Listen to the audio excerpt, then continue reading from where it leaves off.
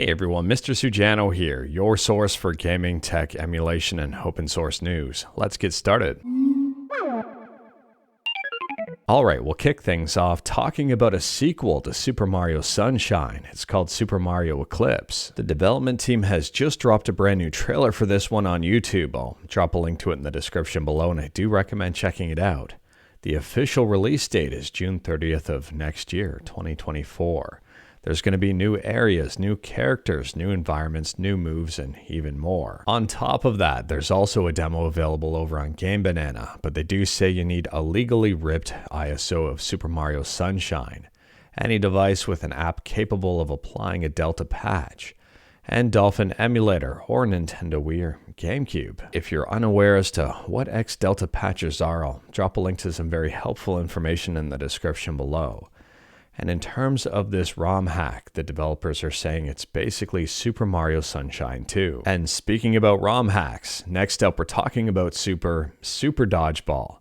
It's a port of Super Dodgeball for the NES to the SNES, and it's available on romhacks.org. According to the description, this is a one-for-one port of the game. Nothing's been added, nothing's been taken away.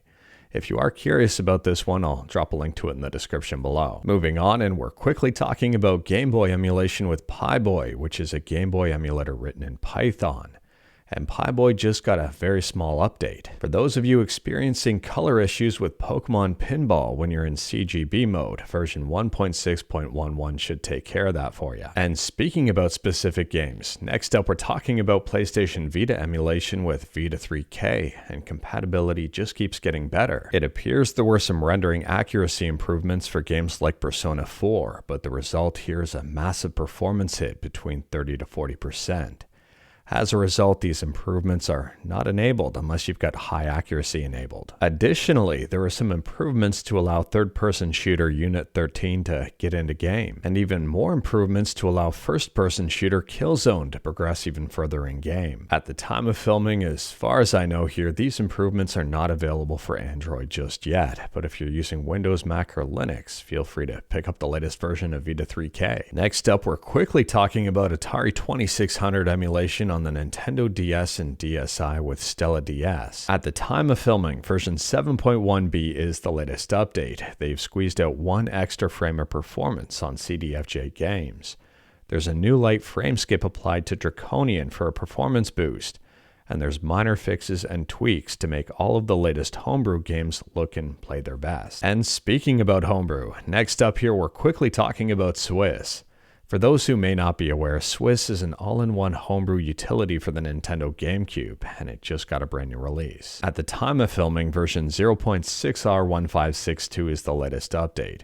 We've got a bunch of minor fixes and tweaks here, for example, improving Wii detection somewhat, and only displaying the DVD game entry in the root directory. And speaking about minor fixes, next up here we're talking about Nintendo Switch emulation on PC with Yuzu. As of mainline version 1660, it allows Shadows in Metroid Prime Remastered to be rendered using the OpenGL backend. And speaking about rendering, a few days ago the entire source code for Grand Theft Auto V was leaked.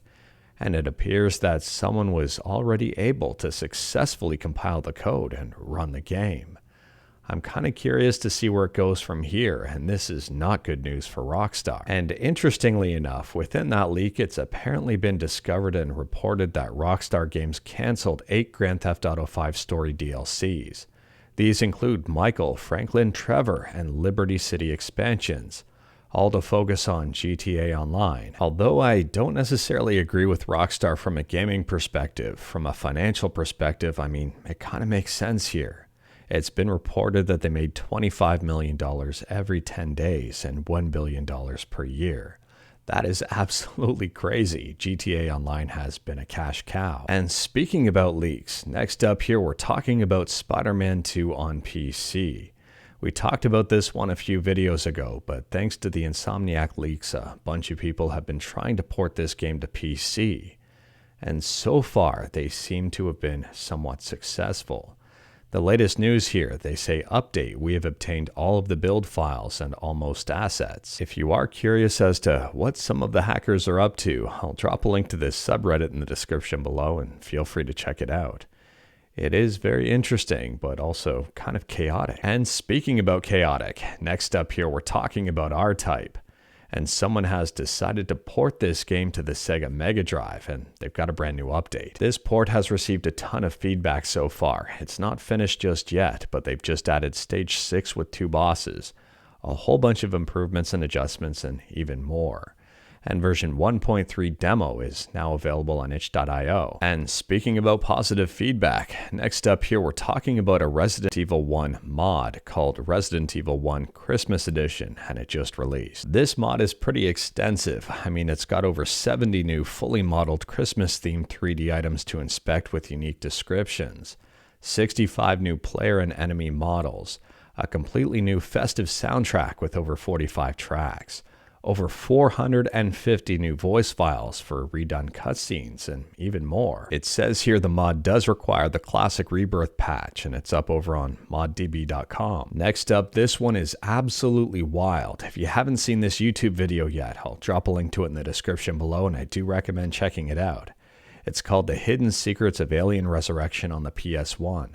It's by Modern Vintage Gamer, and it's only 11 minutes long, but highly informative. So at a real high level here, it was discovered that Alien Resurrection has a cheat code that enables you to play backup discs without any sort of modding on the PS1. And absolutely no surprise here, copies of Alien Resurrection have absolutely skyrocketed in price.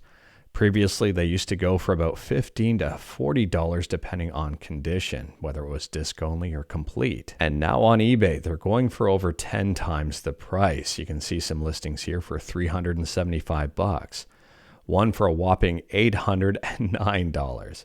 Absolutely crazy. Now, I've heard some people blame MVG for this one, and I don't. It doesn't make sense to blame them. As soon as this information became public knowledge, which was going to happen sooner or later, prices would have skyrocketed anyway.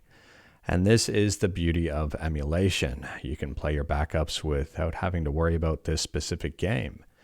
And if you've got this specific game, now might be a good time to get rid of it for a good profit. I don't know, it's up to you. And speaking about emulation, next up we're talking about an Atari Lynx emulator called Felix, and Felix just got its first update in about 2 years. So at the time of filming, version 0.6.0 is the latest update, and to be specific here, it's the first update after 2 years and 10 days.